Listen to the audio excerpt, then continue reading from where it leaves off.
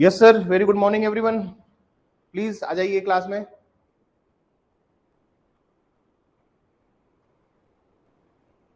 Please आ जाइए।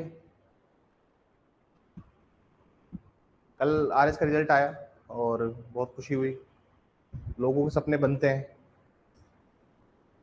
बहुत खुशी होती है उनको देख के कि लोगों ने मेहनत करी, उनके सपने साकार हुए। Good morning Swati. तो बहुत अच्छा लगता है, मतलब at a certain point of time कोई भी सफल होता है ना, मेरे को इतना अच्छा लगता है, इतना अच्छा लगता है। मेरी खुशी का कोई आपार नहीं होता, भले से मेरा कोई जानकार नहीं है उसमें कोई भी, लेकिन वो जो सफलता मिली है। आरएस तो आरजे से भी पिछी हुई नौकरी है, ज़्यादा कंपटीशन है वहाँ पर। 12-14 लाख बच्चे एग्जाम देते हैं, वो तो उससे भी टफ एग्जाम है। दूसरी बात, वहाँ का एग्जाम जो है वो 2.5 साल चलता है।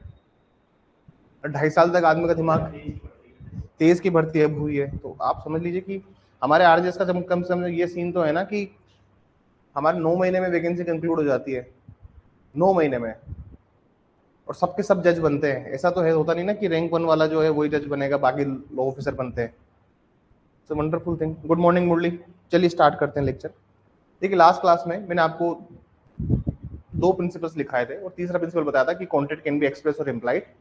सेक्शन 9 हम समझेंगे थोड़ा सा, ठीक है।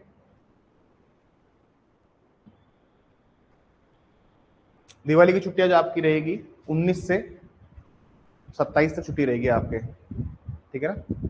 19 से 27 तक छुट्टी रहेगी आपके, तो थोड़ा सा दिवाली पे घर जाइए। बाकी दिवाली होमवर्क मैंने दिया ही था आपको।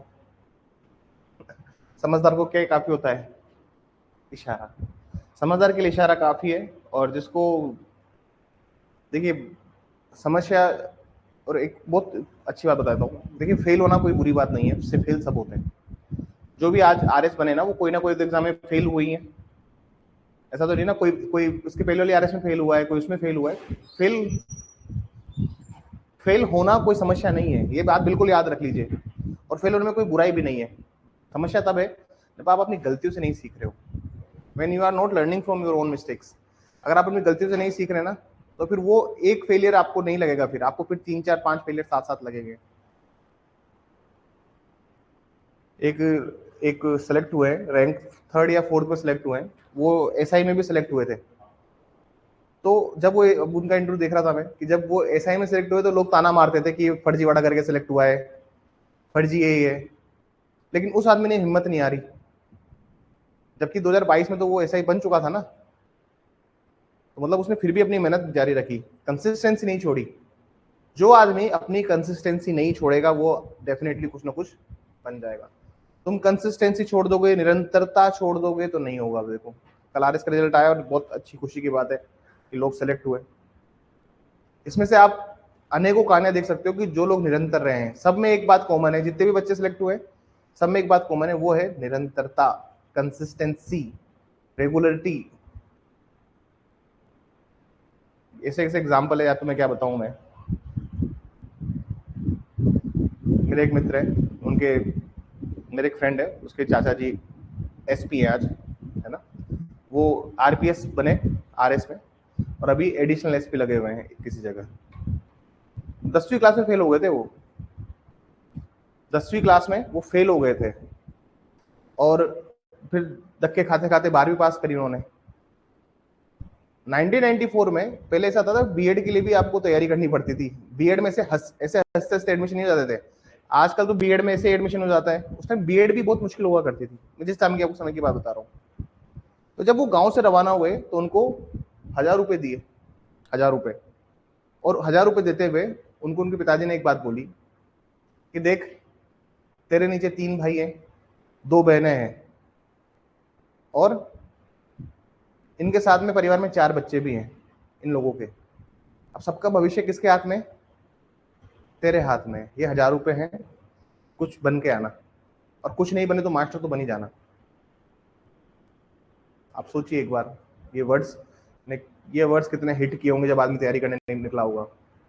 खुद पे सोच के देखिए कि परिवार में कोई प्रशासनिक पद पे नहीं है, मेरे को होने का है, कोई न्यायिक पद पर नहीं है, मेरे को बनने का है। ये अगर आप लेके चलेंगे तो आप बन जाएंगे। अगर वो कंसिस्टेंसी नहीं है आपके अंदर तो फिर आपका यार मुश्किल है। वो जो वो जो आग आती है ना, सेल्फ फायर होती है, वो खुद के अंदर से आती है। मैं आपको मोटिवेट कर दूंगा, मोटिवेशन आधे घंटे का हो सकता है, लेकिन जब तक आपके अंदर सेल्फ मोटिवेशन नहीं है, तब तक दुनिया की कोई ताकत आपको उस पद पर नहीं पहुंचा सकती जो आपको चाहिए। 6 महीने का टाइम दे दिया इन्होंने, 6 7 8 महीने का। जेलों में 12 वैकेंसी है, 12 वैकेंसी भी निकाली जा सकती है, अचीवेबल है।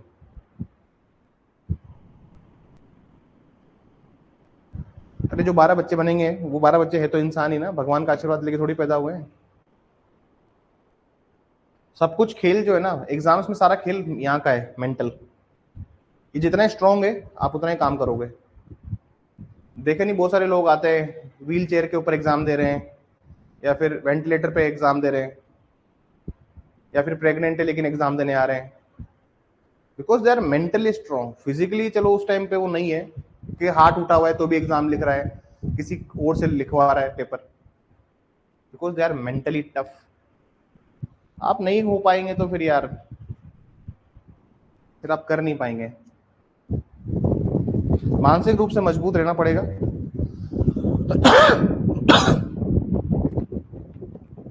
फेल सब होते हैं, मैं भी बहुत फेल हुआ हूँ। मैं तो अभी भी अपने आप को फेलियर ही मानता हूँ। मैं अपने आप को फेलियर क्यों मानता हूँ? अपने आप को फेलियर क्यों मानता हूँ? अपने आप को फेलियर इसलिए मानता हूँ,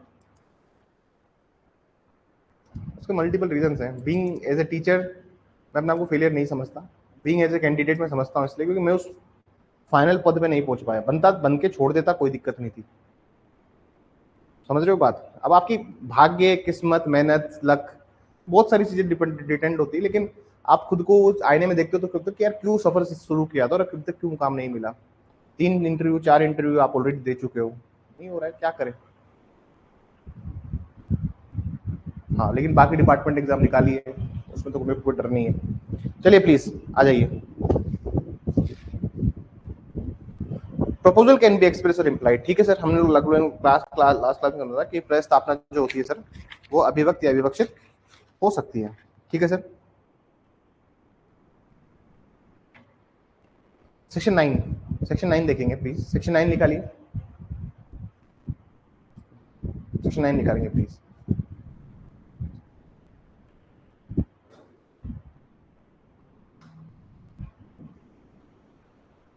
प्लीज सेक्शन 9 में आ जाइए।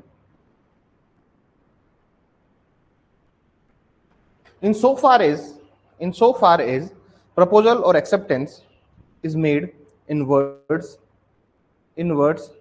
or is to be expressed, in so far as such proposal or acceptance is made otherwise than in words, the promise is said to be implied. The promise is said to be implied. अब ये बात समझिए, ये क्या कहना चाह रहे हैं, ये समझिए। मैं एक बार हिंदी में रिपीट कर देता हूँ, फिर समझना स्टार्ट करता हूँ। जहां तक कि किसी वचन की प्रस्तावना या उसका प्रतिग्रहण शब्दों में किया जाता है, वो वचन अभिव्यक्त कहलाता है। तो मतलब ये कहना चाह रहा है सर कि अगर मैं बात करता हूं एक्सप्रेस की, देखो सर, ये कह रहा है कि प्रोमिसेस या तो एक्सप्रेस भी हो सकते हैं या फिर इम्प्लाइड भी, मतलब वचन जो है वो अभिव्यक्त या विवक्षित दोनों हो सकते हैं। एक्सप्रेस क्या होंगे, अभिव्यक्त क्या होगा? अभिव्यक्त रूप से, अभिव्यक्त रूप से मतलब क्या होता है आप ही समझिए। अभिव्यक्त क्या है सर? प्रोमिसेस दो तरह के होते हैं, दो तरह से हम उनको समझते हैं। एक्सप्रेस का मतलब होता है बाय वर्ड्स, बाय वर्ड्स। ये जो वर्ड्स में हम जो चीज लिख रहे हैं, ये वर्ड्स में ओरल भी हो सकता है या फिर रिटर्न भी हो सकता है। एक्सप्रेस का मतलब ओरली भी होता है, अभिव्यक्त का मतलब मुंह से बोलना भी होता है। हम लोग समझते हैं हमेशा कि एक्सप्रेस का मतलब होता है कि लिख के देना। जो मिसकंसेप्शन हमारे दिमाग में है कि अब यार अभिव्यक्त रूप से उसने बोला है या अभिव्यक्त रूप से उसने किया है, कोई संविदा एक्सप्रेसली उसने करी है, तो हम समझते हैं कि यार रिटर्न फॉर्म में करी है। नहीं सर, ओरली भी अगर आप कर रहे हो तो भी वो क्या है? एक्सप्रेस है। इंप्लाइड मतलब क्या होता है? इंप्लाइड होता है सर जो अदरवाइज देन वर्ड होता है। इंप्लाइड होता है अदरवाइज देन वर्ड्स, जो शब्दों से भिन्न है, जो शब्दों से भिन्न है। अदरवाइज देन वर्ड्स, देखो उसमें लिखा हुआ है, उसमें अगर आप पढ़ोगे, जहां तक इस प्रस्तावना प्रतिग्रहण शब्दों से अन्यथा की जाए वचन विवक्षित कहलाता है। शब्दों से अन्यथा की जाए, in far as such proposal acceptance is made otherwise than in word, लिखा हुआ है अदरवाइज देन इन वर्ड। शब्दों से भिन्न अगर आप कर रहे हो तो मतलब शब्द किस में आ गए, एक्सप्रेस में आ गए, रिटर्न इंग्लिश में आ गए, जबकि इसने ये लिखा नहीं है कि शब्दों में होगा। देखो देखो आप, प्रपोजल और acceptance of any promise is made in words, the promise is said to be express. Words के में जो है, रिटर्न भी इसी में। अदरवाइज देन इन वर्ड्स का मतलब होता है सर कंडक्ट से, किसमें, आचरण से जिसका पता लगता है। समझ में आ रही है आपको? फॉर एग्जाम्पल कंडक्ट अगर ऐसा है किसी किसी पार्टी का, जैसे मैंने बोला कि यार मेरे को ऐसा कर 100 किलो टमाटर घर भेज दे, घर में शादी है, बात करके गया था ना कल मैं, जैसे अगर 50 किलो टमाटर भेज दे, 50 किलो प्याज भेज दे, 10 किलो लहसुन भेज दे, घर पे भिजवा दे, जहाँ शादी हो रही है, पैसे दे दूंगा। उसने कहीं से भाड़े की गाड़ी करके सारा सामान लोड करवाया और उस चीज को भिजवा दिया। अब मैंने उसको बोला है कि यार इसको भिजवा दे, तो मतलब क्या हो गया, ओरली एक्सप्रेसली मैंने उसको कहा, ठीक है। अब मैं उसको वैसे बोल दूं कि अगर 12 बजे तक मेरा फोन ना आए, 12 बजे तक मेरा फोन ना आए, तो जो सामान बोल रहा हूँ वो भिजवा देना, लिस्ट तो मैं तेरे को दे के गया हूँ, 12 बजे तक के सामान भिजवा देना, लिस्ट मैंने आपको दे दी है। 12 बजे तक अगर फोन नहीं आया कुछ ऐड करने के लिए, तो ये तो भिजवा देना, ये तो भिजवा देना। तो ये इम्प्लाइड है, कंडक्ट है कि हाँ यार फोन नहीं किया मतलब, और कुछ और चीज नहीं भिजवानी, जितना था उतना ही भिजवाना है। बात समझ में आई? अरे आरजीएस की कोचिंग लेना स्टार्ट किया तुमने मेरे पास, सिलेबस थे 18 सब्जेक्ट था, 18-19 सब्जेक्ट थे, ठीक है। अब हमारे बीच में एक्सप्रेसली तो क्या डिसाइड हुआ है कि 18-19 सब्जेक्ट पढ़ाऊंगा, लेकिन अब और जोड़ दिए तो मैं इम्प्लाइडली भी उसको तुम्हें पढ़ा रहा हूँ। बात समझ में आई? इम्प्लाइडली है ना। अब कहने का मतलब ये कि अगर तुम समझो कि सर आरजेएस का पढ़ाऊंगा जितने सब्जेक्ट्स हैं, तो ये तो इम्प्लाइड हुआ ना, जितने सब्जेक्ट्स हैं उतने आरजेएस का पढ़ाऊंगा। अब क्या उसका मतलब क्या निकालते हो, वो फिर कोर्ट का मैटर है, वो मैटर किसका है, कोर्ट का। अब मैं बोला कि आरजेएस, तुम्हें आरजेएस का जितना सिलेबस उतना पढ़ा दूंगा, तो आज की तारीख में जितना उतना पढ़ाऊंगा ना भाई। इम्प्लाइडली अगर मैं उसको कवर कर रहा हूं, तो मतलब फिर मेरा मतलब क्या था, जितना था मैं उतना पढ़ाऊंगा। बात समझ में आई? ये बहुत इम्प्लाइडली चीज होती है। कॉन्ट्रैक्ट आप हमेशा करते हो, फिर मैं अगर कोई चीज को वचन दे रहा हूँ, वचन का मतलब होता है प्रपोजल, एक्सेप्टेंस, प्रॉमिस बनता है, प्रस्तावना, प्रतिग्रहण, वचन, ये फॉर्मूला जो बताया था। अब जब प्रपोजल, एक्सेप्टेंस, प्रॉमिस है, तो प्रॉमिस एक्सप्रेस भी हो सकते हैं, इम्प्लाइड भी हो सकते हैं। There is no straight jacket बोल रहा, क्योंकि कुछ ऐसा नहीं है। वर्ड एक्सप्रेस का मतलब होता है, अभिव्यक्त मतलब होता है कि आप शब्दों में भी कह रहे हो और लिखित रूप से भी उसको मान रहे हो। या इम्प्लाइड का मतलब होता है other than in word, otherwise than in words, शब्दों से अन्यथा जो भी है वो भी, तो मतलब कंडक्ट, आचरण, क्योंकि हर चीज नहीं बोली जाती ना। अरे भाई तुम सामान लेने जाते हो, रोज की दूध की थैली का एग्जाम्पल याद कर लो, 6 बजे रोज जाते हो दूध की थैली लेने, तो उसको पता है ना हमेशा क्या है, ये कौन से दूध की लेने जाते हो, है ना। रोज सुबह 6 बजे तुम दुकान के बाहर पहुंच गए, उसने तुमको थैली ला के दे दी, तो अब जो कॉन्ट्रैक्ट हो रहा है, क्या कॉन्ट्रैक्ट नहीं है क्या, ना सर इंप्लाइड है ना, कंडक्ट से हो रहा है, वो भी तो कॉन्ट्रैक्ट ही है। जरूर क्या कि कोई पार्टी ने कोई वर्ड से बोला, लेकिन उसने कंडक्ट किया, आपने 26 रुपए ऐसे रख दिए, उन्हें चुपचाप दूध की थैली निकाल के ऐसे रख दी, या आपने फोन पे 26 रुपए प्राप्त हुए, तो समझ गया वो कि क्या क्या चाहिए। Conduct is also a part of a contract, उसको भी वैलिड मानते हैं हम, कंडक्ट से जो हो रहा है। वो से कहते हैं ना कि सर नहीं कॉन्ट्रैक्ट तो लिखित ही होना चाहिए, कुछ नहीं है फालतू बातें सारी, वर्ड्स में भी हो सकता है, रिटर्न भी हो सकता है और कंडक्ट भी हो सकता है। बात समझ में आ गई? ये मिसकंसेप्शन दिमाग में क्या होता है ना कि कॉन्ट्रैक्ट तो लिखित में ही होना चाहिए। कुछ शर्तें हैं जहां होना चाहिए लिखित में, कुछ शर्तें हैं जहां रिटर्न होना चाहिए, कुछ शर्तें जहां रिटर्न प्लस रजिस्टर्ड भी होना चाहिए। कुछ शर्तें ऐसी है जहां रिटर्न होना चाहिए, कुछ शर्तें ऐसी जहां रिटर्न प्लस रजिस्टर्ड होना चाहिए। जैसे रेंट एग्रीमेंट है, 11 महीने तक का ले रहे हो तो रिटर्न होना चाहिए, 11 महीने से ऊपर रेंट ले रहे हो तो लीज पे जा रहे हो तो रिटर्न प्लस रजिस्टर्ड भी होना चाहिए। बात समझ में आ रही है? जनरल आंसर ये है क्या सर, ये ओरल भी हो सकता है, रिटर्न भी हो सकता है, और बाय द इम्प्लाइड या फिर कंडक्ट के थ्रू भी हो सकता है, विवक्षित रूप से भी हो सकता है। लेकिन कुछ कॉन्ट्रैक्ट्स ऐसे हैं जो रिटर्न नहीं होने चाहिए, कुछ कॉन्ट्रैक्ट ऐसे हैं जो रिटर्न प्लस रजिस्टर्ड भी होने चाहिए। जो रिटर्न प्लस रजिस्टर्ड होने चाहिए उसकी लिस्ट दी हुई सेक्शन 17 इंडियन रजिस्ट्रेशन एक्ट में। अब आप लोगों को समझना स्टार्ट करो धीरे धीरे कि कॉन्ट्रैक्ट कैसे काम कर रहा है, ये लोगों को आप पकड़ना स्टार्ट करो। देखो मैं सिंपल सी बात बताता हूं तुम्हें, तुम समझ अंडरस्टैंडिंग अगर डेवलप करी ना लोगों की समझने की, तो फिर तो यार मजा आए लो में। तुम फिर सेक्शन 17 जब रजिस्ट्रेशन का पढ़ोगे तो तुम्हें वो बर्डन नहीं लगेगा। जैसे जनरल रूल तो ये है कि जो कॉन्ट्रैक्ट हम बना रहे हैं वो एक्सप्रेस भी हो सकता है और इम्प्लाइड भी हो सकता है। एक्सप्रेस में भी दो टर्म है, ओरल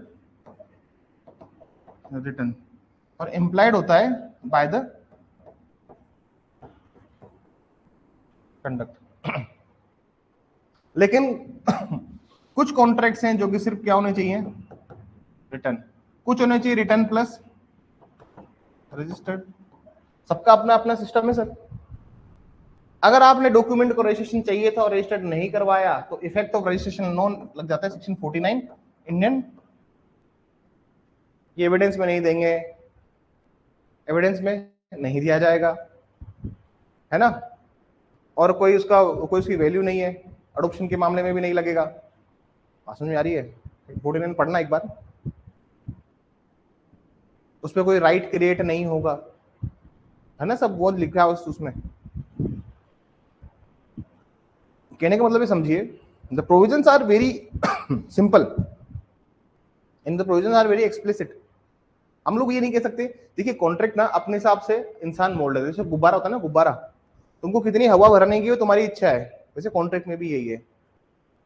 तुमने जब टर्म्स एंड कंडीशन वॉइड करी या फिर तुमने कॉन्ट्रैक्ट के वो उन प्रोविजन में तुम चले गए जहां पर वॉइडेबल हो जाएगा या वॉइड हो जाएगा, जहां पर शून्य करनी हो जाएगा शून्य हो जाएगा, तो फिर वो गुब्बारा फट जाएगा, फिर कॉन्ट्रैक्ट बचेगा नहीं। ठीक है ना सर। आप हर चीज को अपने हिसाब से बना सकते हो। याद करो, there is section 20 substituted performance of contract, संविदा का प्रतिस्थापित पालन। उसमें सबसे पहले लाइन ही है, where a contract has been broken due to the non performance of the party. वहां पे लिखा हुआ है 9 सेक्शन 20 एसआरए में, where a contract has been broken due to the non performance of the party who suffers loss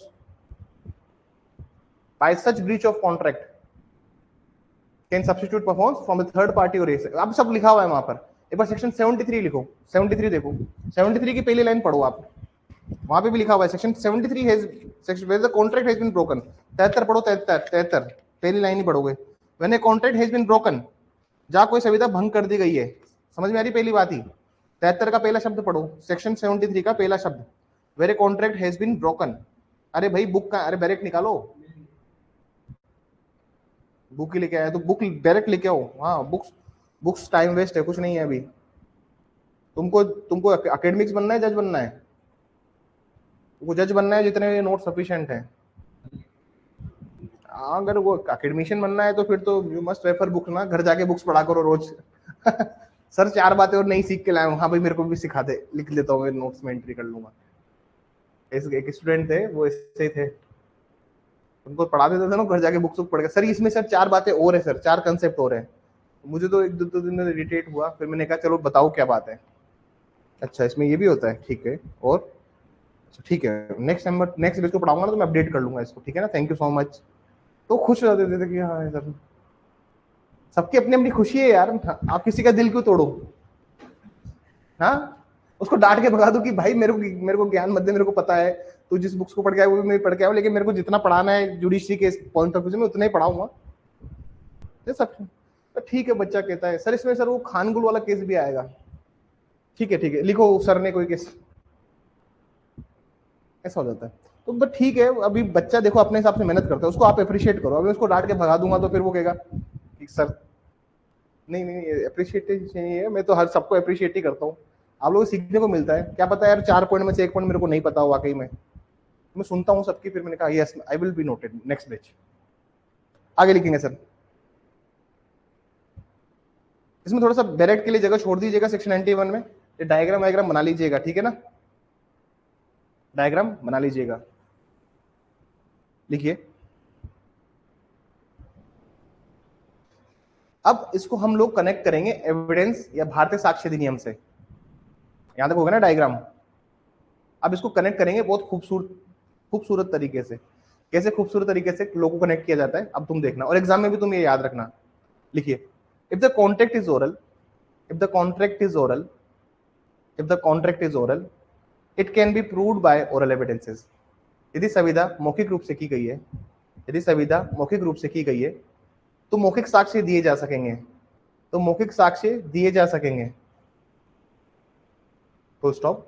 however comma, however full stop, however comma, however if the contract is in writing, if the contract is in writing, हालांकि comma, हालांकि comma, यदि, यदि संविदा लिखित रूप से दी गई है, यदि संविदा लिखित रूप से की गई है, संविदा लिखित रूप से की गई है, then it can only be proved by, then it can be only proved by, then it can be only proved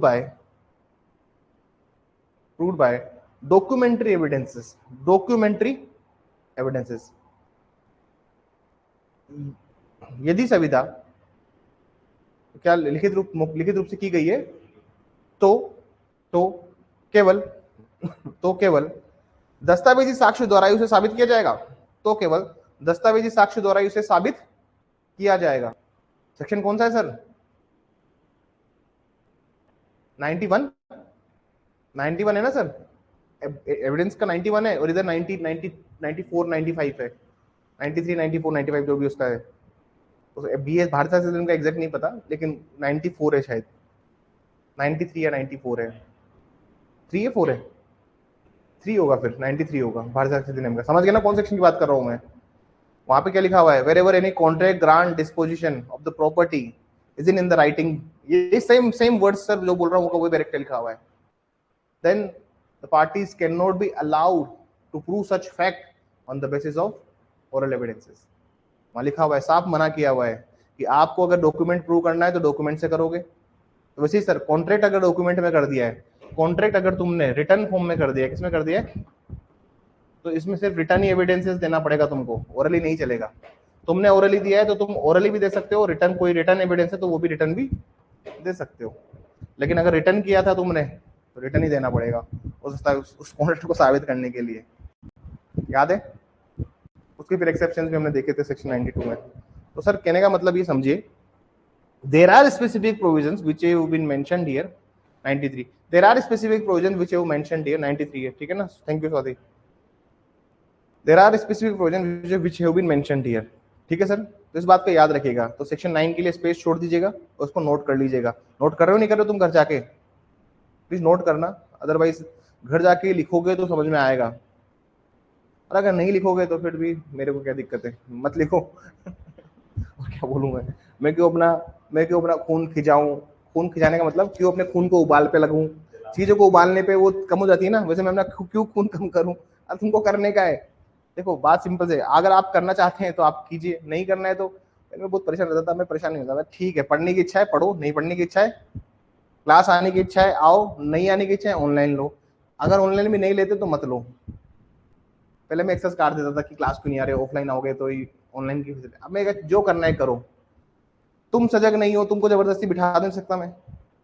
तुमको पढ़ना है पढ़ो, नहीं बच्चों की कुछ बच्चे तो ऐसे गड़बड़ करते, अरे एग्जाम बच्चे तैयारी नहीं ना करके, मतलब ऐसा होता है कि सिलेबस कंप्लीट नहीं हो उसके पहले तैयारी करना स्टार्ट कर दिए। जैसे कि सिलेबस कंप्लीट किए 2 साल हो चुके उन्हें, सिलेबस कंप्लीट कर लो भाई। नहीं करोगे तो कोई दिक्कत नहीं है, बाकी तुम्हारी इच्छा जो तुम्हें करना है। 4th प्रिंसिपल लिखेंगे, चौथा प्रिंसिपल है, ठीक है ना? 3 प्रिंसिपल हो चुके हैं, चौथा प्रिंसिपल लिखेंगे। Proposal should be capable of creating legal relation, proposal should be capable of creating legal relations. प्रस्तावना विधिक संबंध स्थापित करने, विधिक संबंध सृजित करने हेतु सक्षम होनी चाहिए। विधिक संबंध सृजन करने हेतु सक्षम होनी चाहिए, ठीक है? ये चौथा प्रिंसिपल है, इसको अभी नहीं लिखा रहा मैं, ठीक है ना? इसमें केस लिख लीजिए, बाल्फर वर्सेस बाल्फर, ठीक है ना? अब इसको बाद में पढ़ाऊंगा मैं, बाल्फर वर्सेस बाल्फर को।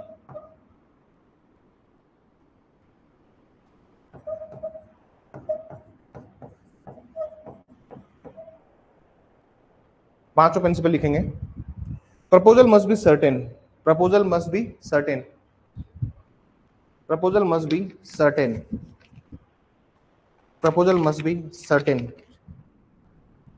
प्रस्तावना प्रस्तावना निश्चित होनी चाहिए, निश्चित होनी चाहिए, प्रस्तावना निश्चित होनी चाहिए। सेम प्रोविजन हमने सोगा में भी पढ़े हैं, अभी तुमको सेक्शन नहीं पूछूंगा मैं सोगा के, लेकिन सोगा में भी पढ़ा है हमने कि स्पेसिफिक चीज, आपकी चीज फिक्स होनी चाहिए। क्या होनी चाहिए? सर्टेन होनी चाहिए। अनसर्टेन गुड्स जो होते हैं, जो अनिश्चित माल है, उसको नहीं खरीदोगे। 19 से या 21 से 19 है शायद, 18 या 19 सेक्शन है, वहां पे भी चीज दी हुई है। अगर आपको सोगा में भी जाना है तो निश्चित वस्तु के लिए आप जाएंगे, निश्चित माल के लिए आप जाएंगे, निश्चित एक स्पेसिफिक सर्टेन गुड्स के लिए आप क्या करेंगे? सोगा में जाएंगे। प्रॉब्लम क्या होती है कि देखिए, अनसर्टेनिटी जहां पे भी आएगी ना, वो चीज क्या हो जाएगी? वॉइड हो जाएगी, शून्य हो जाएगी। लिखिए, if it is uncertain, if it is uncertain, परंतु यदि है अनिश्चित है, परंतु यदि है अनिश्चित है, तो शून्य माना जाएगा, तो शून्य माना जाएगा। सेक्शन कौन सा लगेगा इसमें? 29, सेक्शन 29। जब 29 पढ़ाऊंगा तब इस चीज को पढ़ाऊंगा, ठीक है ना सर? सेक्शन 29, धारा 29, धारा 29। अगला लिखिए प्लीज, छठा प्रिंसिपल लिखेंगे। Proposal once rejected comes to an end, proposal once rejected comes to an end, comes to an end. प्रस्तावना, प्रस्तावना जहां कहीं भी खारिज की जाती है, प्रस्तावना जहां कहीं भी खारिज की जाती है, तो वह समाप्त हो जाएगी, तो वह समाप्त हो जाएगी, तो वह समाप्त हो जाएगी।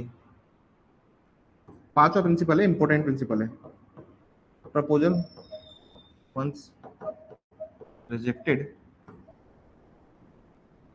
Comes to an and.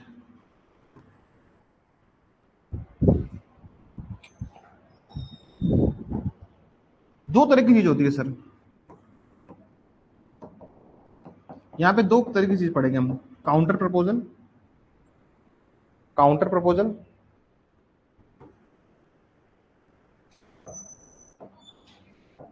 Cross proposal. Thank you so much Amit. तो याद दिला देना 2 मिनट बाद ना। Counter proposal, cross proposal.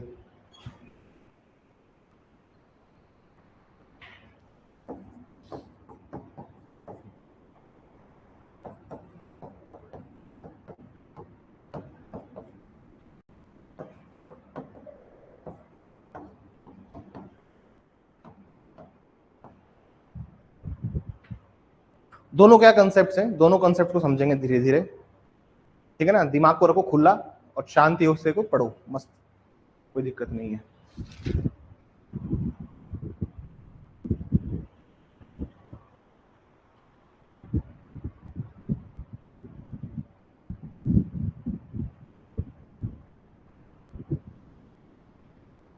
सबसे पहले काउंटर प्रपोजल समझते हैं।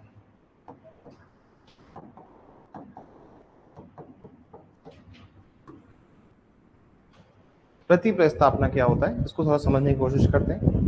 What is counter proposal? What do you mean by counter proposal? Let's understand this following this topic. इसको समझने की कोशिश करते हैं। देखिए, मैं वेरेट का भी समझाऊंगा, लेकिन पहले मैं आपको जनरल काउंटर प्रपोजल क्या होता है इसको समझिए। मैंने लिखा कि once proposal comes to end, once proposal is rejected it comes to an and.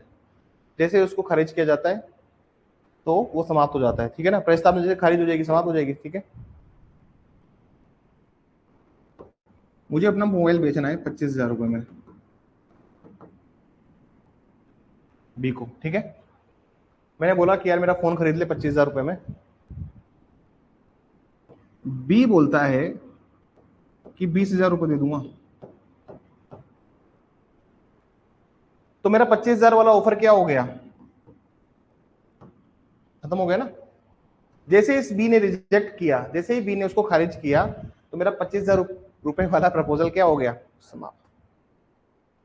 बात समझना, ठीक है? और जैसे ही उसने दूसरा प्रपोजल भेजा, इसको कहते हैं काउंटर प्रपोजल। क्या कहते हैं? काउंटर प्रपोजल, प्रति प्रस्तावना। मतलब प्रपोजल के, ये मेरा पहला प्रपोजल था, इसी के अपोजिट में एक और प्रपोजल उसने दे दिया। बताते हुए डे टू डे ट्रांजेक्शन में, अरे अरे भाई आलू क्या भाव है? 30 रुपए किलो, 25 दे दे, तो उसका 30 रुपए किलो तो खत्म हो गया वहीं पे। 25 रुपए लगा दे, 40 के 2 किलो दे दे तो दे, ऐसे ही बार्गेनिंग करते हैं, 40 के 2 किलो दे दे। उसका मतलब क्या हो रहा है, इसका मतलब ये समझिए आप, इसका मतलब क्या हो रहा है कि हमने उसका 30 रुपए किलो वाला जो प्रपोजल था, हमने उसको कर दिया है, क्या कर दिया है, खारिज कर दिया है। हमने जैसे उसका खारिज किया, the moment I rejected the principle proposal, या जो मुख्य जो प्रपोजल था, मुख्य प्रस्तावना जो आई है, जैसे उसको खारिज किया, वो खत्म हो जाएगी। यहां से दो सिद्धांत बनते हैं। पहला सिद्धांत है काउंटर प्रपोजल, जैसे वो खारिज होता है तो दूसरा एक और प्रपोजल आना निश्चित है। समझ आ रही है, हमेशा निश्चित होता है। तो कि मैंने एक प्रपोजल को कैंसिल कर दिया, खारिज कर दिया, तो ये 100% श्योर है कि वहीं पे क्या आएगा, एक दूसरा आना। अगर वो पार्टी इंटरेस्टेड है तो उसका अगर इंटेंशन है टू क्रिएट लीगल रिलेशन तो वो करेगी। जिसको तुम्हारे साथ सौदा ही नहीं करना, अरे भाई तुम्हारी जमीन है, तुम्हारी प्रॉपर्टी है, तुमको फलाना आदमी को नहीं बेचनी है, फलाना कम्युनिटी वाले आदमी को नहीं बेचनी, फलाना कास्ट वाले आदमी को प्रॉपर्टी नहीं बेचनी है अपनी। अड़ोसी पड़ोसी ने बोला कि यार तू बेच के तो जा रहा है घर, लेकिन ऐसे को मत देके चले जाना जो आके यहाँ पे दंगे फसाद करे, दारू पी के उत्पात करे। शांति से रहना है भाई, शांति प्रिय लोग रहते हैं।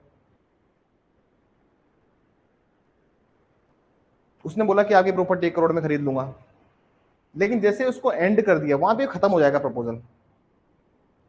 काउंट, अगर उसका इंटेंशन है टू क्रिएट लीगल रिलेशन तो वो दोबारा एक और प्रपोजल फेंकेगा, नहीं तो नहीं फेंकेगा। बात समझ रहे हो बात? अब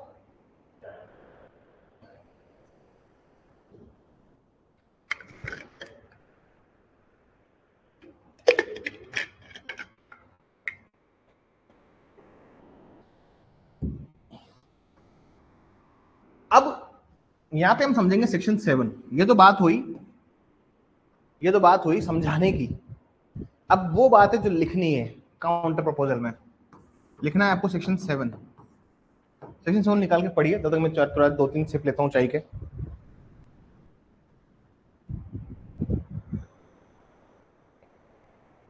सुबह शाम की सर्दी है अभी ना, सुबह भी सर्दी रहती, शाम भी सर्दी रहती, दिन में तो गर्मी होती है यार। गांव में तो रजाई वो निकल गई होगी ना शायद।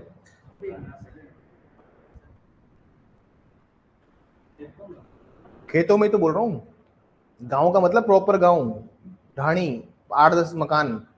गांव मतलब ये नहीं कि 1000 मकान है, 5000 की पॉपुलेशन है, गांव है मेरा, क्या क्या गांव है 5000 लोग रहते हैं, मेरा गांव है। अरे और क्या, ये तो गांव थोड़ी ना है। गांव का मतलब जिसमें मतलब 200 300 400 लोग रहते हैं, वो गांव, छोटा गांव। 5000 लोग रहते हैं, 10, अब मेरे को पूछे भाई गांव कब जा रहा है, तो मतलब समझ गए गांव मतलब बूंदी। अब देखो गांव कब जा रहा है मतलब अलवर, गांव कब जा रहा है मतलब हनुमानगढ़। अब उसमें 5-10 लाख लोग रहते हैं, गांव कहाँ का गांव है। मतलब गांव, गांव में हृदय निकल गई होगी। अब खेत की बात हो रही है, जो जो प्रॉपर खेतों के बीच में जो 15-20 मकान होते हैं ना, छोटे छोटे ढाणी टाइप जो होते हैं।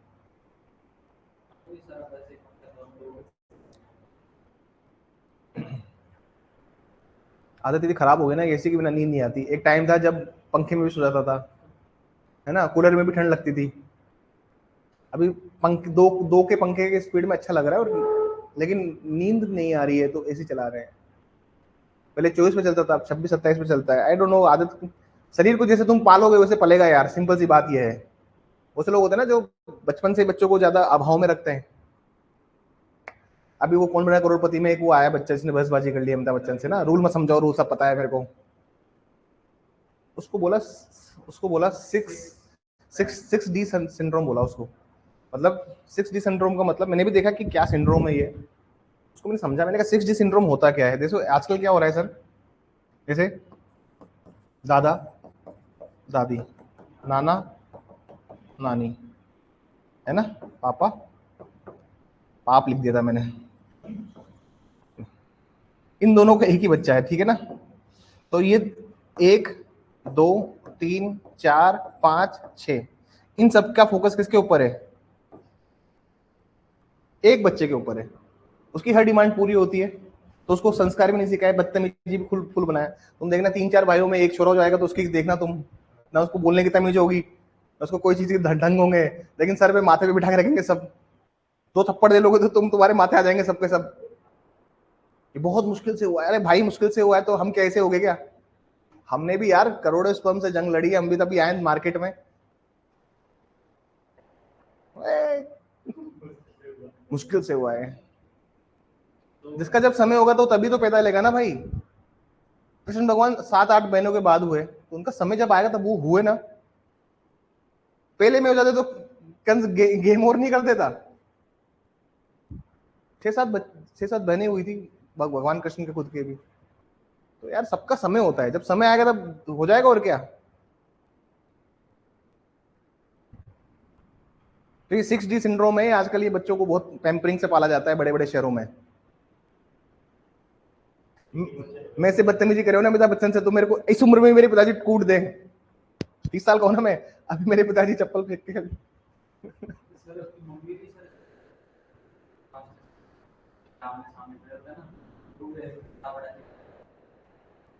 और स्मार्टनेस होती ना। दिक्कत क्या है ना कि संघर्ष नहीं किया ना जिन्होंने जीवन में।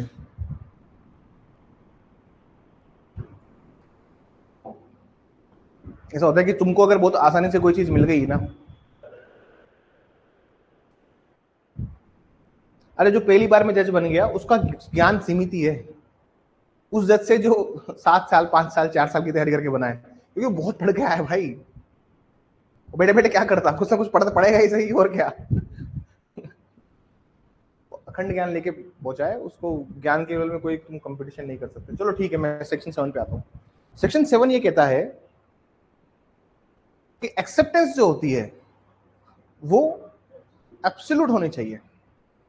अब सेक्शन 7 की अगर मैं बात बताऊं आपको, तो सेक्शन 7 ये बात बोलते हैं कि प्रतिग्रहण आत्यांतिक होना चाहिए। एब्सोल्यूट का मतलब क्या होता है इसको समझेंगे। काउंटर प्रपोजल में एक केस का नाम लिख लीजिए प्लीज। काउंटर प्रपोजल टॉपिक डाला होगा ना आपने, इसको प्लीज नोट कर लेना, ठीक है ना। अभी सेक्शन भी लिखवाऊंगा। एक केस का नाम लिखिए, Hyde versus Wrench. Landmark judgement.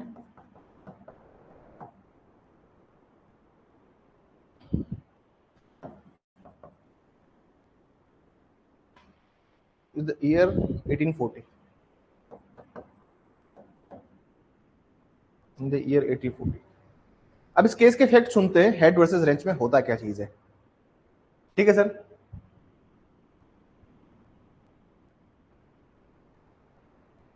इस केस में ऐसा हुआ,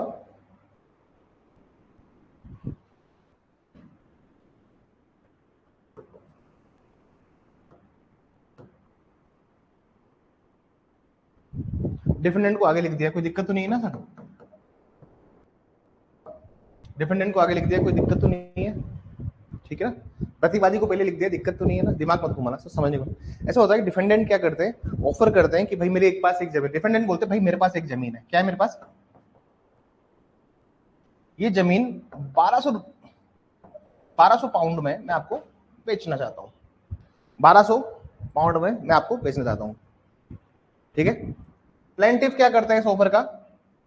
डिक्लाइन कर देता है, इसको मना कर देता है कि मेरे को नहीं खरीदना 1200 पाउंड, ठीक है। डिफेंडेंट फिर से एक ऑफर देता है। इस बार ये बोलता है प्लेंटिफ को, पहला सबसे पहला तो क्या बोला, 1200 पाउंड। दूसरी बार बोलता है कि देख मैं 1000 पाउंड तक लगा दूंगा, 1000 पाउंड तक लगा दूंगा, 1000 पाउंड तक मैं जमीन आपको दे दूंगा, ठीक है। प्लेंटिफ यहां से इसको भी डिक्लाइन कर देता है। क्या कर देता है? अब प्लेंटिफ यहां से एक ऑफर और देता है। ये कहता है 950 पाउंड में दे तो बता। क्या बोलता है? 950 पाउंड में दे रहे हैं तो तेरी इच्छा है तो बता। मतलब इस बार जो थर्ड ऑफर है वो किसकी तरफ से आया है? प्लेंटिफ बोलता है कि 950 पाउंड में अगर दे तो बता, फिर वो उसको कंसिडर कर लेगा, ठीक है। वो उसको कंसिडर कर लेगा। प्लेंटिफ साहब यहां पर क्या करते हैं काम, प्लेंटिफ साहब इनको चुपचाप प्यार से ऐसे कह देते हैं कि ये जो आपने मेरे को बोला है 950 पाउंड, 950 पाउंड को सोचने के लिए आई नीड 2 वीक्स। मेरे को 2 हफ्ते का समय दे, मैं सोचूंगा 250 पाउंड कि मैं तेरे को बेचूंगा या नहीं बेचूंगा। पहले डिफेंडेंट दे रहा था 1200 में दूंगा, फिर चल 1000 तक ले ले। प्लेंटिफ कहता है चल 950 में दे रहा हूं, दे दे। 2 हफ्ता तक वो कहता है 2 हफ्ते सोचने का समय दे। अब सर ऐसा होता है 2 हफ्ते के बाद में जो थर्ड प्रपोजल है इसको डिफेंडेंट डिक्लाइन कर देता है, इसको खारिज कर देता है, इसको मना कर देता है कि 950 में तो मैं नहीं बेचूंगा, 950 में तो मैं नहीं। जमीन किसकी है? उल्टा से समझा है, क्योंकि जो फैक्ट्स हैं उस हिसाब से बताना पड़ेगा ना। अरे इस केस में क्या होता है, डिफेंडेंट की जमीन होती है, डिफेंडेंट अपनी जमीन बेचने जाता है प्लेंटिफ के पास में, देख 1200 पाउंड में खरीद ले, वो मना कर देता है नहीं नहीं नहीं नहीं। डिफेंडेंट बोलता है देख 1000 पाउंड में खरीद ले, बोलता है नहीं नहीं नहीं नहीं। फिर प्लेंटिफ थर्ड ऑफर देता है कि 950 पाउंड में खरीद लूंगा। ये कहता है कि भाई 2 हफ्ते का समय दे मेरे को, मैं सोच के बताऊंगा कि मेरे को बेचने का है नहीं बेचने का है 950 पाउंड में। 2 हफ्ते बाद वो डिक्लाइन कर देता है, थर्ड प्रपोजल जो है उसको रिफ्यूज कर देता है, डिक्लाइन कर देता है, डिफेंडेंट डिक्लाइन कर देता है उस प्रोजेक्ट को, ठीक है। उसके बाद प्लेंटिफ ऐसे कहता है, अरे कौन है? प्लेंटिफ। प्लेंटिफ ऐसे बोलता है कि यार जो सेकंड प्रपोजल था चल उसमें दे दे, चल सेकंड प्रपोजल तो था ना, सेकंड प्रपोजल कितने में था? 1000 में, भाई अब 1000 में दे दे, चल यार छोड़ तू।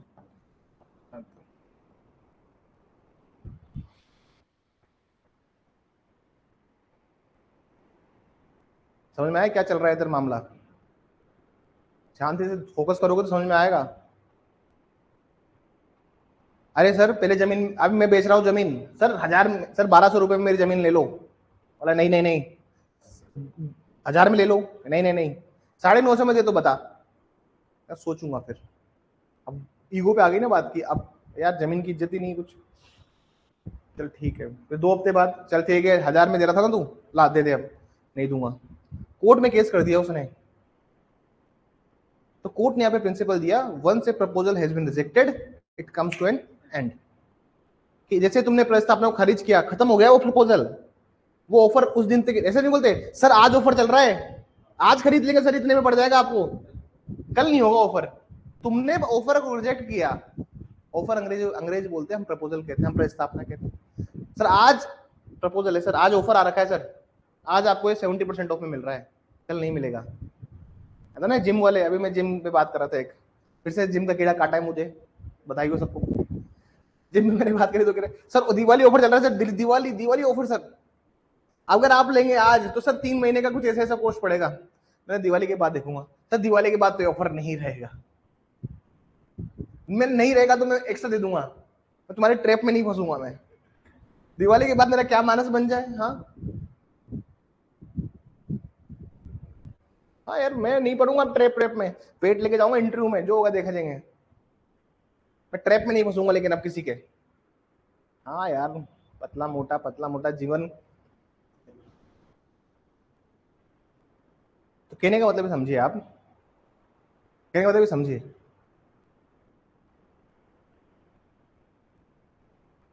कोर्ट ने क्या बोला तो लिख लीजिए, फैक्ट्स लिखिए, तथ्य। The defendant offer to sell his estate, the defendant offer to sell his estate for 1200 pound, for 1200 pound. प्रतिवादी द्वारा प्रतिवादी द्वारा प्रतिवादी द्वारा वादी को उसकी जमीन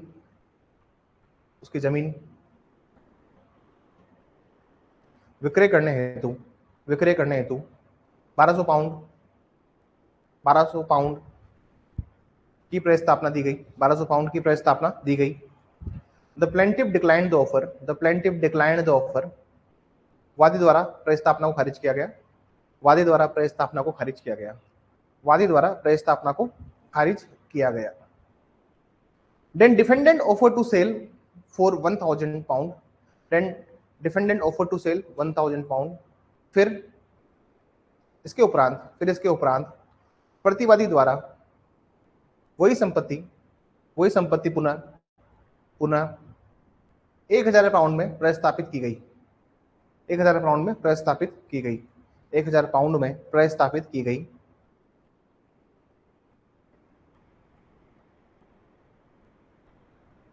then plaintiff offered to purchase at 950 pound, then plaintiff offered to purchase at 950 pound।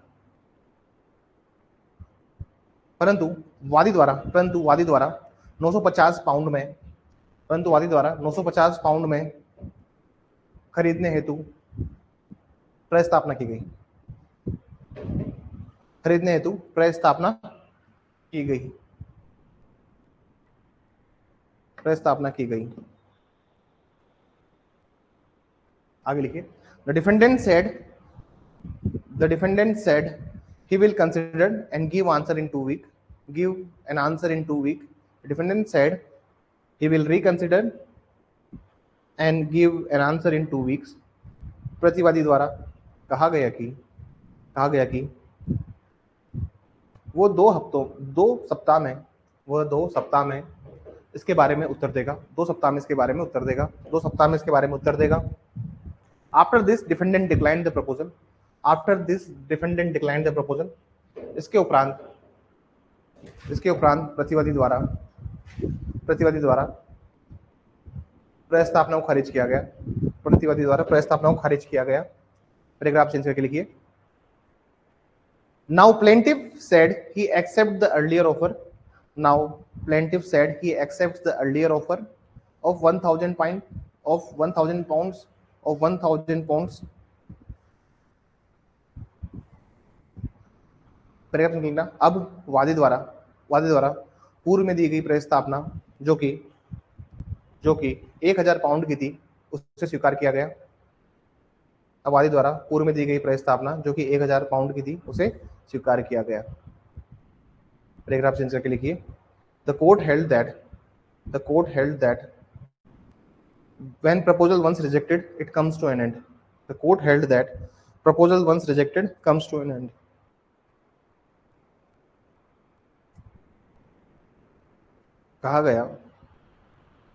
न्यायालय द्वारा कहा गया कि जैसे ही प्रस्तावना को खारिज किया जाता है वो समाप्त हो जाती है।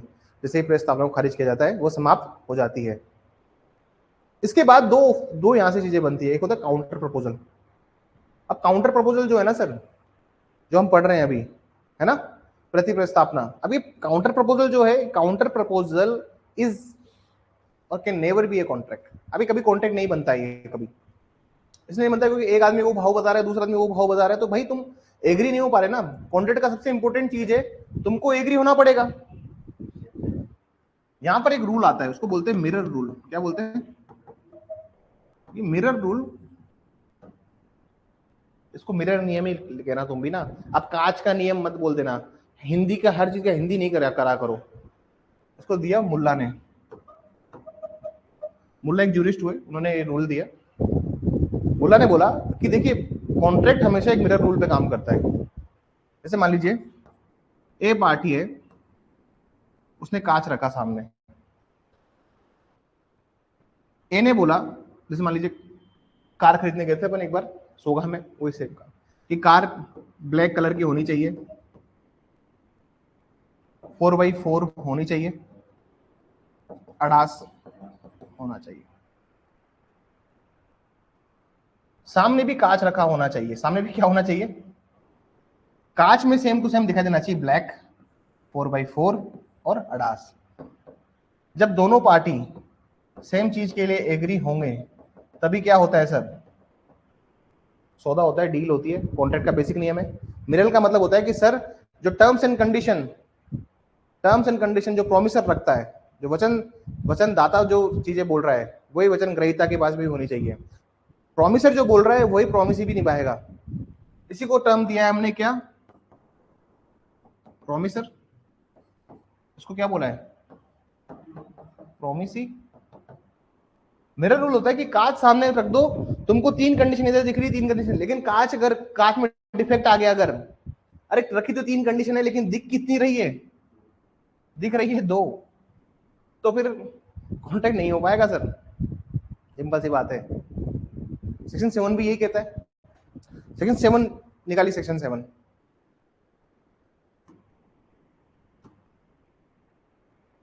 सेक्शन 7 क्या कहता है?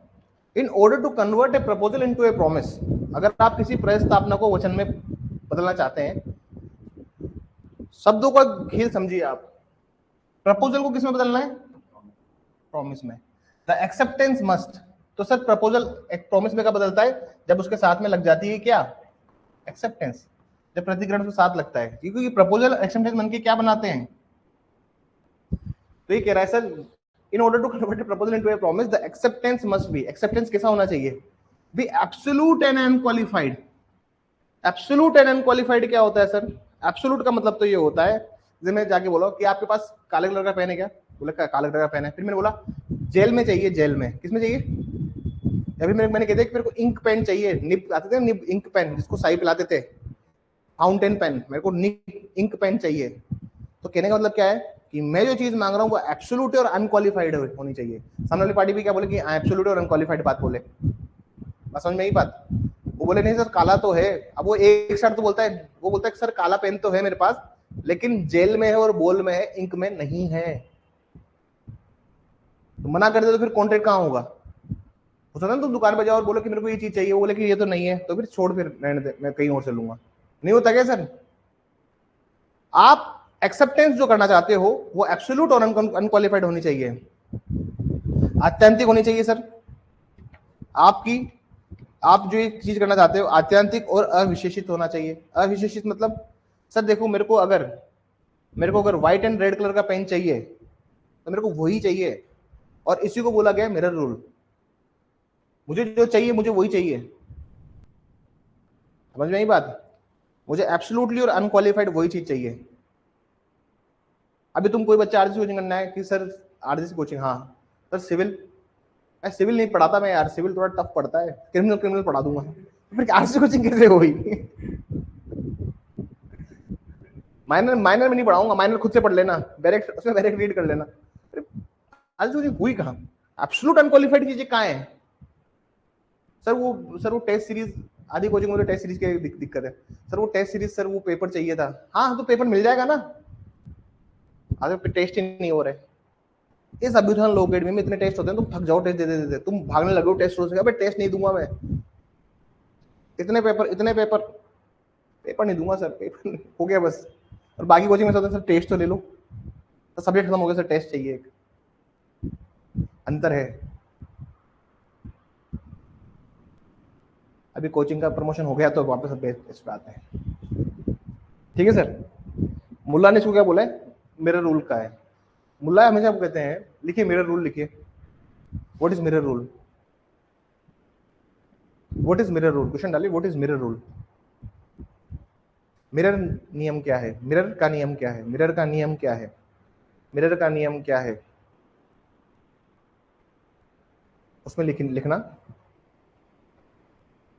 The jurist Mullah said that the acceptance must be absolute and unqualified. The acceptance must be absolute and unqualified. The acceptance must be absolute and unqualified.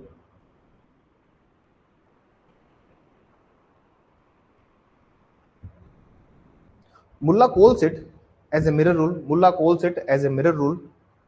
लिखिए विधिवेता, विधिवेता मुल्ला द्वारा, मुल्ला जी मत कर देना इनको, वरना फिर तुम तो भैया, अरे मुल्ला कश्मीरी ब्राह्मण होते हैं, अब तुम मुल्ला जी कर दोगे ना तो फिर तुम धर्म बदल दो। तुम लोग है ना, ऐसा अर्थ का अनर्थ हो जाता है, लो में बहुत दिक्कत है। तुम सर जी लगा देते हैं, क्यों? सम्मान जरूरी है सर, तो फिर तुमने मुल्ला और कश्मीरी पंडित। हाँ मुस्लिम नहीं है यार, मुस्लिम नहीं है, ये भी मेरे को लगता था।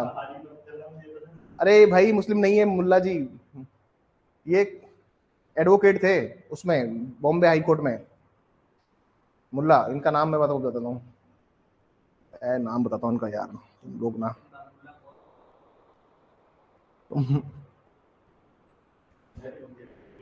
अरे नहीं है भाई, इनका नाम है दिनशाह फरदून जी। हाँ ये वो है, सॉरी पारसी है, Dinshah Fardun ji Mulla, this is the person मुल्ला।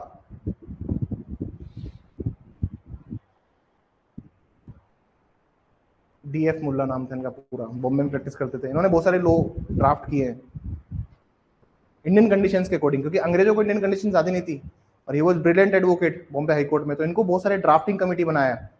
जो अपना पार्टनरशिप एक्ट है उसकी, उसको भी, हाँ उसको भी ड्राफ्ट इन्होंने किया है, समझ में आई बात? वो भी उन्होंने ड्राफ्ट किया है। पारसी, कश्मीरी नहीं, पारसी, पारसी थे। ठीक है सर, क्या लिखा है हिंदी में? मुल्ला द्वारा, द्वारा ये कहा गया कि, ये कहा गया कि प्रतिकरण, प्रतिकरण आत्यांतिक, आत्यंतिक और अविशेषित होना चाहिए, अविशेषित होना चाहिए। if the acceptance is not so, if the acceptance is not so, if the acceptance is not so, यदि यदि प्रतिग्रहण ऐसा नहीं है, यदि प्रतिग्रहण ऐसा नहीं है, यदि प्रतिग्रहण ऐसा नहीं है, यदि प्रतिग्रहण, if the acceptance is not so, then it is not a valid acceptance, then it is not a valid acceptance। यदि प्रतिग्रहण ऐसा नहीं है तो यह एक वैध प्रतिग्रहण नहीं माना जाएगा, तो यह एक वैध प्रतिग्रहण नहीं माना जाएगा। In the eyes of law, it would be considered as counter proposal.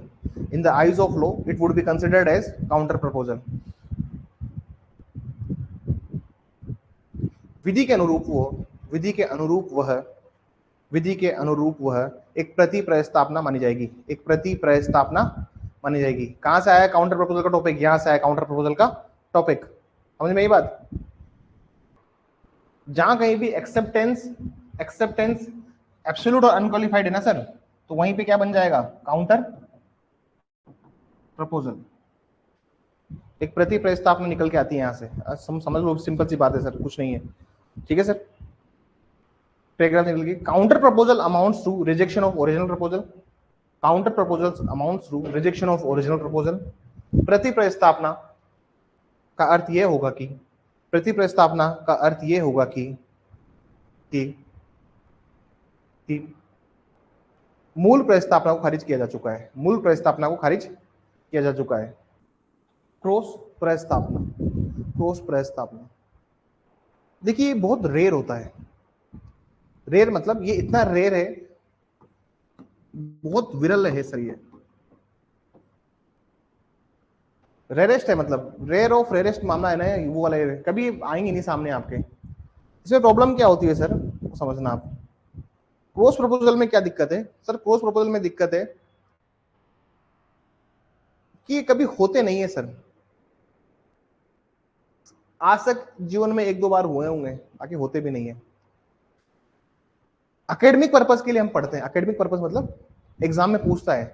इसका केस है टिम वर्सेस हॉफमैन। नाम सुना है आपने टिम वर्सेस हॉफमैन का? टिम वर्सेस हॉफमैन, जैसे हेड वर्सेस रेंच इसका था, तो टिम वर्सेस हॉफमैन उसका है। अब सर होता क्या है, इसमें कुछ रिक्वायरमेंट है। लिखिए प्लीज, रिक्वायरमेंट, आवश्यकताएं।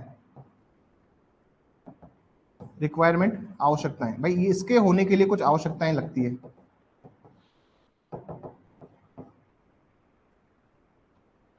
पहला point, it is between the same parties. Point number A, it is between the same parties. It is between the same parties.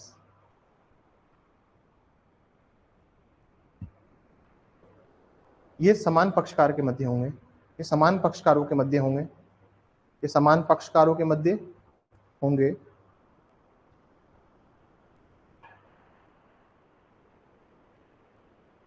Second point, it is of same subject matter. It is of same subject matter.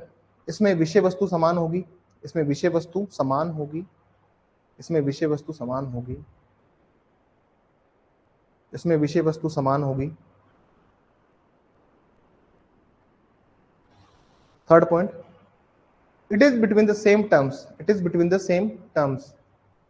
It is between the same terms.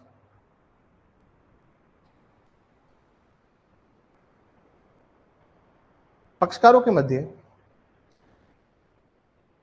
मध्य अंतर्वस्तु भी समान होगी, अंतर्वस्तु भी समान होगी। चौथा, the timing of communication is such that one crosses the other. The timing of communication is such that one crosses the other. One crosses the other.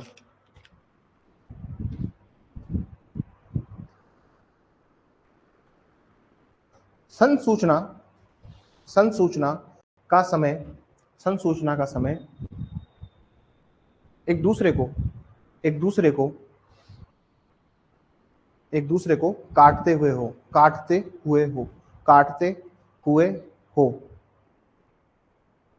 बहुत rare conditions में ये होता है सर। अब होता क्या है वो समझिएगा एक बार ना।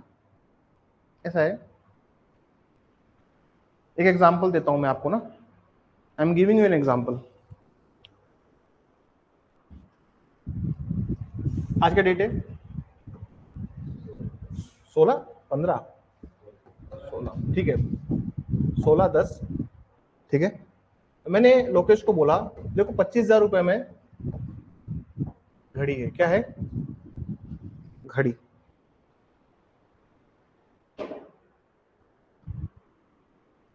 ये लेटर लोकेश के पास पहुंचा 20 तारीख को, ठीक है। लोकेश 18 तारीख को, लोकेश के पास ये लेटर पहुंचा, लोकेश के पास ये पत्र पहुंचा उसके पहले 18 तारीख को, 18/10 को लोकेश मेरे को भी एक लेटर भेजता है, उसमें कहता है कि आपके पास एक घड़ी है, वो मैं 25,000 रुपए में खरीदना चाहता हूं, वो मैं 25,000 रुपए में खरीदना चाहता हूं। ये लेटर मेरे पास पहुंचा 22 को।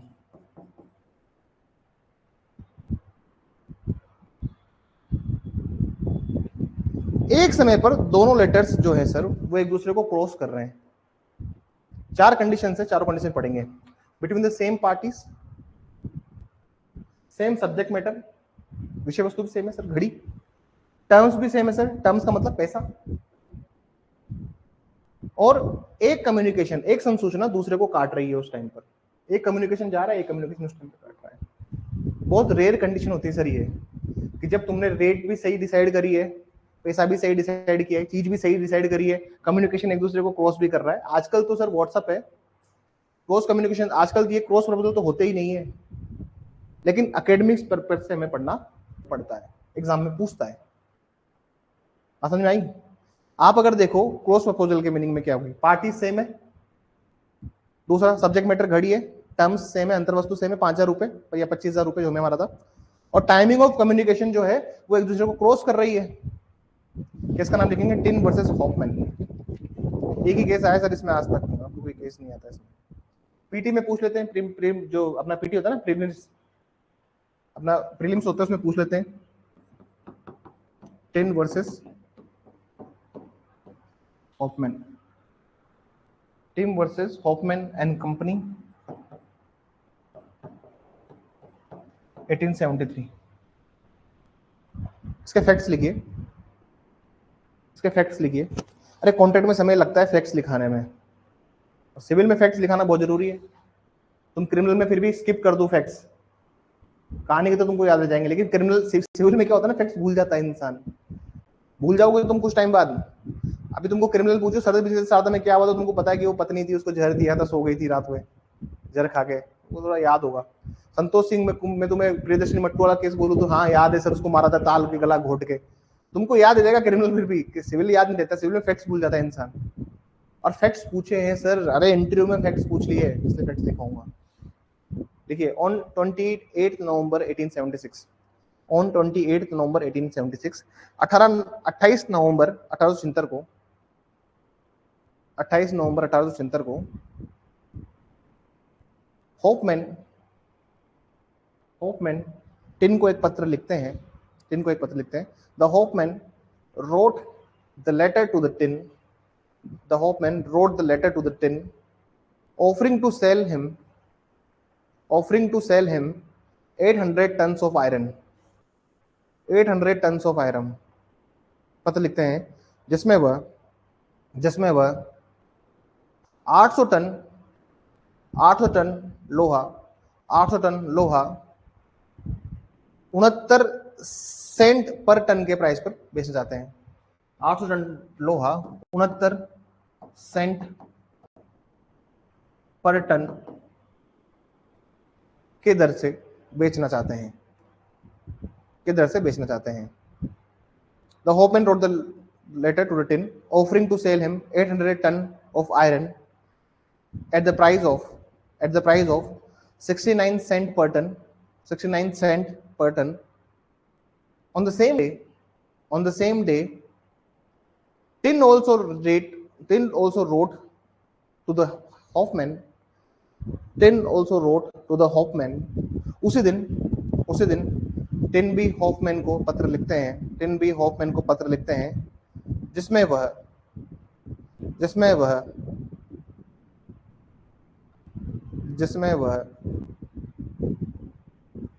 800 टन लोहा, जिसमें वह 800 टन लोहा 69 सेंट पर टन के हिसाब से, प्रति टन के 69 सेंट प्रति टन के हिसाब से खरीदना चाहते हैं, 69 सेंट प्रति टन के हिसाब से खरीदना चाहते हैं। Same day Tin wrote the letter to Hoffman offering to buy 800 ton of iron at 69 cent cost. लिखिए the letters crossed in the post, डाक द्वारा ये पत्र एक दूसरे को काटते हैं, क्वेश्चन लिखिए। हाँ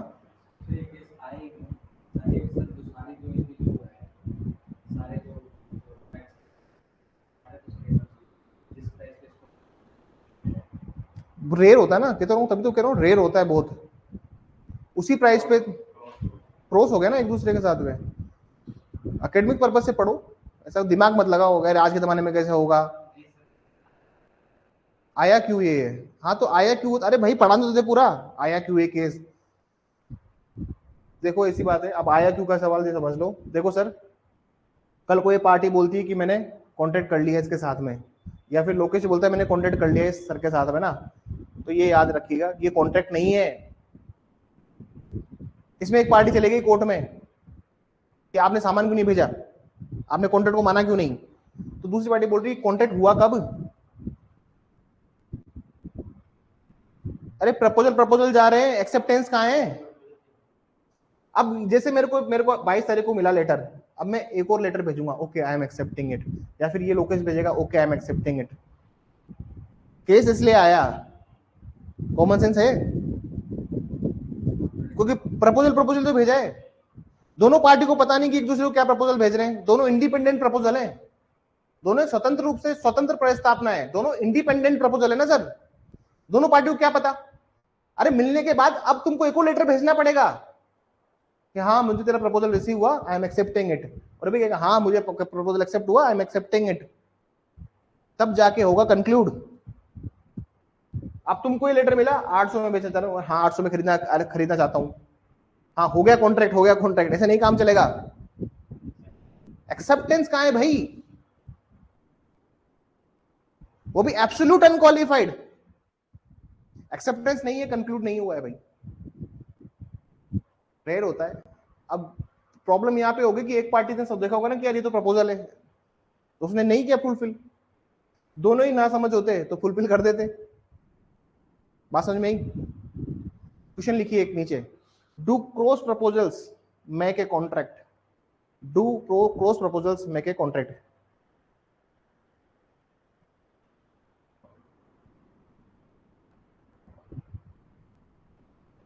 क्या क्रॉस प्रस्तावना संविदा का निर्माण करती है, क्या क्रॉस प्रस्तावना संविदा का निर्माण करती है। These are independent proposals, these are independent proposals, यह स्वतंत्र रूप से दी गई प्रस्तावना है, यह स्वतंत्र रूप से की गई प्रस्तावना है, इसलिए कोई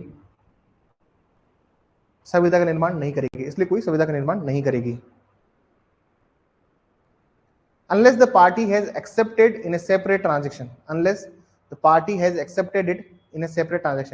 जब तक कि कोई पक्षकार कोई भी पक्षकार दोनों में से कोई भी एक्सेप्ट कर लेगा ना सर, तो वहां पर एक वचनदाता बन जाएगा, दूसरा वचन ग्राह्यता बन जाएगा, मतलब एक प्रोमिसर हो जाएगा फिर दूसरा प्रोमिसी हो जाएगा। जो भी एक्सेप्ट करेगा वो क्या हो जाएगा, वचन ग्रहीता, वो एक्सेप्टर हो जाएगा, वो प्रोमिसी हो जाएगा, जो एक्सेप्ट करेगा वो प्रोमिसी हो जाएगा, जो भी करेगा, अनलेस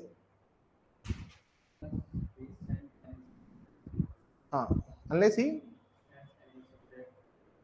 सेपरेट एक्सेप्टेंस, हिंदी में लिखवाए, तब तक कि कोई पक्षकार अलग से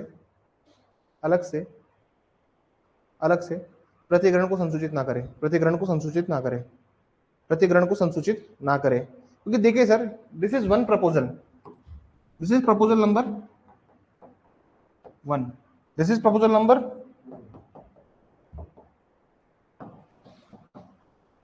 दोनों अलग अलग है सर। एक्सेप्टेंस कहाँ है? ठीक है, कहीं एक्सेप्टेंस। लेकिन अगर सर सुनिए बात, अगर 20 तारीख को अगर ये 2 दिन बाद लेटर भेजता, मान लीजिए 21 को लेटर भेजता, तो फिर ये लिख के भेजता ना 21/10 को, अगर सपोज करिए 21/10 को भेजता तो ये लिखता ना कि हाँ हम एक्सेप्टिंग इट, लेकिन उसके पास पहुंचा उसके पहले इसने लिख दिया था ना, ट्रांजेक्शन में क्रॉस हो रहे हो ना तुम, इसलिए क्रॉस प्रपोजल कहते हैं। रेयर होता है लेकिन एग्जाम में आ जाता है, और ये कभी भी कंक्लूडेड कॉन्ट्रैक्ट नहीं होते हैं, ये कभी भी क्योंकि दूसरे पर्सन को नॉलेज नहीं है। और पहला प्रिंसिपल याद रखो कि प्रपोजल का नॉलेज होना चाहिए। नॉलेज था क्या उसको जब उसने भेजा था? अरे लालमन शुक्ला गोरीदत्त, लालमन शुक्ला गोरीदत्त था क्या उसको नॉलेज? प्रस्तावना की जानकारी होना आवश्यक है। जब आवश्यक ही नहीं थे, फिर जब जानकारी नहीं थी, तो किस बात का प्रपोजल हुआ भाई? समझ में नहीं कहानी? लिखिए, what is the difference between cross proposal and counter proposal? What is the difference between cross proposal and counter proposal? प्रति प्रस्तापन व क्रॉस प्रस्तापन में क्या अंतर है?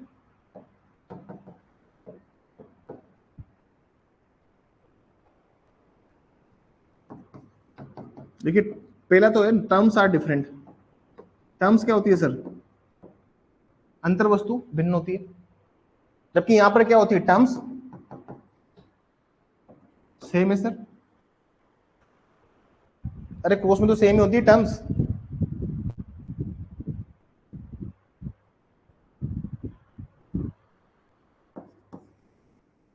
इसमें लिखिए, in case of counter proposal the original proposal comes to an end. In case of counter proposal the original proposal comes to an end. प्रति प्रस्तापन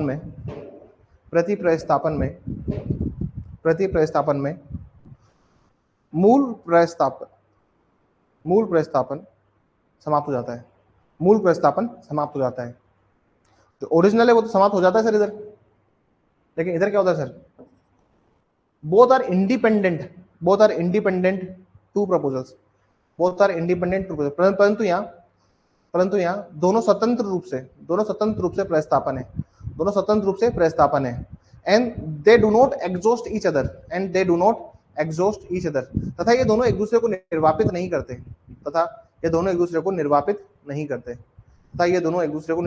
करते, अब कंप्लीटली एग्जॉस्ट नहीं कर रहे ना सर एक दूसरे को, खत्म थोड़ी कर रहे हैं एक दूसरे को। ये कोई भाई, अरे बाण थोड़ी ना है। रामायण देखने वाले ऐसे बाण लगते थे ना ऐसे, मैं बचपन में सोचता था ये कैसे हो पा रहा है यार, बाण के बाण चल रहे हैं और ऐसे दोनों भिड़ रहे हैं, दोनों ऐसे बड़ा देखा आप लोगों ने रामायण बचपन में? ऐसे तीर चलते थे और बिल्कुल ऐसे ऐसे, मतलब ऐसे कैसे हो सकता है? जैसे ऐसे नहीं हो सकता ना, वैसे क्रॉस प्रपोजल है, वैसे ये भी नहीं हो सकता। यार वो तो ओरिजिनल चीज है ना यार, बेसिकली वो रामायण इन सबकी वजह से नहीं चली थी। संवाद, लोग करेक्टर को फील कर पाए, उसे दोबारा भी वो लोग फील कर पाए, लोग देखते थे रुक रुक के, इरेस्पेक्टिव हिंदू मुस्लिम एनी कम्युनिटी, सब देखते थे उस रामायण को बैठ के कि वाह यार, लोगों को जानने का मौका मिला। और मुझे महाभारत ज्यादा अच्छा लगता है। शकुनी का कैरेक्टर, कल उनकी डेथ हो गई, कर्ण की, जो बने थे ना, कर्ण बने थे। अरे पुराने वाली महाभारत में जो कर्ण बने थे, कल नहीं किसको पता, पुराने वाली जो महाभारत थी ना, भीष्म पितामह वाली, उसमें उसकी डेथ हो गई कल कर्ण की। वो भी बहुत अच्छे एक्टिंग करी उन्होंने।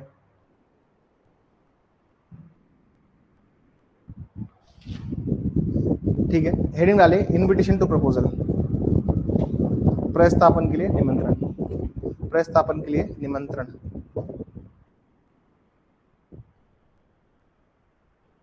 प्रपोजल, इनविटेशन टू प्रपोजल ऐसा होता है सर। कुछ इजी एग्जांपल दूंगा, कुछ टफ एग्जांपल दूंगा तुमको। अब तुम रिलायंस फ्रेश पे जाते हो, रिलायंस फ्रेश पे गए, डी मार्ट पे गए, तुम सामान उठा के, तुमने, ये काउंटर है सपोज करो, मेरी ड्राइंग अच्छी नहीं है, सपोज करो ये काउंटर है, और काउंटर में बहुत सारी शेल्फ लगी हुई है, शेल्फ मतलब खापचे बने हुए उनके। इधर हरी, इधर मिर्च रखी है, इधर क्या रखी है, रेड चिल्ली है ना, लाल मिर्च का पाउडर, इधर धनिया, इधर ऑयल कुछ रखा हुआ है नीचे, ठीक है। अब काउंटर पे रेट लगी हुई है कि सारे अलग अलग ब्रांड, MDH मसाला, महाराजा मसाला, है ना, जो भी मसाले की रेट। तुमने एक 100 ग्राम की मिर्ची का पाउडर उठाया और तुम उसको काउंटर पे लेके गए। तो ये जो काउंटर पे जो भी चीजें पड़ी होती ना सर, ये काउंटर पे जो भी चीजें पड़ी है, इन सबको कहते हैं हम लोग इनविटेशन टू। ये प्रपोजल नहीं है सर, ये प्रपोजल नहीं है, ये इनवाइट कर रहे हैं आपको। कल को कल को आप लेके जाओ बिलिंग कराने के लिए, वो मना भी कर सकता है, हम नहीं बेचेंगे आपको। बता था एग्जांपल, कोल्ड ड्रिंक, अरे 12 कोल्ड ड्रिंक चाहिए, घर में परी फंक्शन है, दिवाली पे गेट टुगेदर है सर, सब अलग आ रहे हैं। अरे रईस तो राजस्थान में रहता है, यहाँ पे कोई किसी को फ्री में पानी ना पिलाए, कोल्ड ड्रिंक गेट टुगेदर। हाँ, गांव में पिला सकता है, फ्री में खाना भी खिलाएंगे तुमको, पानी पिलाएंगे तुमको, बट जयपुर में तो नहीं। राजस्थान, राजस्थान देखना है तो गांव में जाइए, जयपुर में नहीं बचा है राजस्थान। यहाँ तो मकान मालिक किसी दिन लग जाता है, अच्छा 5 दिन बचे हैं यार, रेंट अभी नहीं मांगूंगा। देखा आपने यहाँ की हालत देखिए। मैं 2011 में जब जयपुर आया तो मैं किसान मार्ग पे रहता था। किसान मार्ग आपने देखा हो, ये जो अपना अपना जो गट्टे वाले बाबा है ना, तो फाटक की पुलिया चढ़ते हैं अपन ऊपर, तो इधर एक गट्टे वाले बाबा की वो है मस्जिद है, उसके जस्ट सामने एक गली जाती है अंदर, वहाँ एक आटा चक्की आज भी चलती है। मैं उसके आटा चक्की के दूसरे फ्लोर पे रहा करता था, 2011 की बात है। तो मैं रहने आया था 10 तारीख को, मैंने रेंट दिया था ना, तो मतलब टेक्निकली तो 10 से 10 मांगना चाहिए ना। लेकिन वो पहले तारीख को जब मैं सुबह सुबह कॉलेज जाने के लिए उतरता दूसरी मंजिल से ना, तो वो अंकल चेयर लगा के बैठ जाते थे बाहर, जो भी पूछता था रेंट, रेंट कब आ रहा है आपका, समय हो गया रेंट, तो ऐसे नहीं, रेंट चाहिए, रेंट चाहिए। बहुत, Jaipur is not a very good city. मजबूरी मान लो मैं जयपुर में रह रहा हूँ, बाकी तो जयपुर, जयपुर नहीं पसंद है यार, जयपुर नहीं पसंद। जोधपुर अच्छा है, उदयपुर अच्छा है, सारे शहर अच्छे हैं। जयपुर इसलिए नहीं पसंद क्योंकि लोग ठीक नहीं है यहाँ के, बहुत ज्यादा, बहुत ज्यादा, आप ये समझ लीजिए बहुत। पर ठीक है, रूट्स भूल गए ना, प्रॉब्लम ये है। तो कहने का मतलब ये है कि अगर काउंटर पे कोई चीज पड़ी है तो ये सिर्फ एक इन्विटेशन टू प्रपोजल है, ये सिर्फ एक निमंत्रण है। जैसे मान लीजिए आपने देखा होगा अखबारों में बिडिंग आती है, क्या अखबार में क्या आती है, नीलामी। अरे नीलामी नहीं आती क्या, नीलामी, कि नीलामी की जाएगी फलाना फलाना तारीख को, आप अपने आवेदन भेजें। अखबार में पूरी संसूचना आती है, पूरा सूचना देता है अखबार वाले कि फलाना प्रॉपर्टी है, या फिर आप डिफॉल्ट भी कर दोगे पैसे का तो आपकी जो जमीन है वो बिकेगी, तो बैंक वाले जब बेचेगा तो उसके भी नीलामी देगा। अखबार के अंदर निकलती है नीलामी, फलाना प्रॉपर्टी की नीलामी की जा रही है, इस प्रॉपर्टी की नीलामी की जाएगी। तो ये भी इन्विटेशन है, इन्वाइट कर रहे हैं आपको। बोली लगती है, बोली बोली लगती है, देखा है आपने बोली, ये मान लीजिए मोबाइल फोन की बोली लगेगी, मोबाइल फोन की बोली लगेगी, बोली स्टार्ट होगी 20,000 रुपए से, ठीक है, फिर 21,000, किसी ने हाथ खड़ा कर दिया, ठीक है, 21,000, 21,000, 21,000, 22,000, 60 नहीं, 22,000, 22,000, 25,000, फिर कोई हीरो बन के आता है 30,000, आते ना, तुम देखा हो मूवीज में, है ना, 50 करोड़ पे चल रही है, 100 करोड़ देने किसको है उनमें, वो देना तो है ही नहीं, 100 करोड़, 150 करोड़। अब भाई सपोज करो ऐसे काम चल रहा है, तो जब वो हैमर गिरेगा, हैमर गिरने का मतलब है कि एक्सेप्टेंस हो गया है। बोली नीलामी, ये जो अखबार में कटिंग है ये है इनविटेशन टू प्रपोजल, तुमको इनवाइट कर रहे हैं, तुम बोली लगाओ। फिर तुम एक बड़े से हॉल में आए जिस दिन नीलामी लगने वाली थी, तुम अपना प्रपोजल बता रहे हो 1 करोड़, 25,000, और फिर बाकी लोग नहीं है, तो जैसे ही तुमने बोला 1 करोड़, 2 करोड़, जितनी भी, ठीक है, 2 करोड़ के ऊपर कोई है, 2 करोड़ के ऊपर कोई है, ठीक है, जैसे उसने हैमर गिराया, तो हैमर गिराने का मतलब हो गया एक्सेप्टेंस। तुम बोली लगाना है, किस वजह से है, क्योंकि अखबार में ये आया था नीलामी वाला कागज आया उसका, जैसे वो कागज आया, कागज आते ही तुम्हारी बिडिंग स्टार्ट हो गई, और जैसे बिडिंग स्टार्ट हो गई तो बिडिंग के लिए तुम आए और तुम खुद बोल रहे हो ना 21 लोग, तो मतलब तुम अपने तरफ से प्रपोजल दे रहे हो, जो हैमर गिरा के तुम्हारा एक्सेप्टेंस करेगा वो पूरा कॉन्ट्रैक्ट है सर। और ये प्रिंसिपल है, एब्सोल्यूट अनक्वालिफाइड 21 करोड़ 21 करोड़। समझ में आ रही है? फिर उसमें ऐसा होता है ना कि नीलामी वाले दिन 10% पैसा जमा कराना है, बाकी पैसा आप नेक्स्ट 15 डेज में जमा कराएंगे, यही होता है। ठीक है यार, that's all for today, thank you. Hindu मेरी जेट बोर लग रहा है मुझे, ठीक है खत्म करवाएंगे उसे भी किसी दिन, मेंटली प्रिपेयर होकर आऊंगा।